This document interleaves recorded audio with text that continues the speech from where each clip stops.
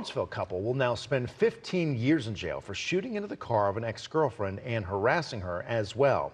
Authorities say back in 2022, Hyams and Kyla Milling went to the Lawrenceville home where Hyams' ex-girlfriend lived with her siblings. They shot up the car outside with two people sitting in it. Miraculously, neither were hit by gunfire. They were charged with making threats and aggravated assault. The jury returned that guilty verdict in less than an hour. A new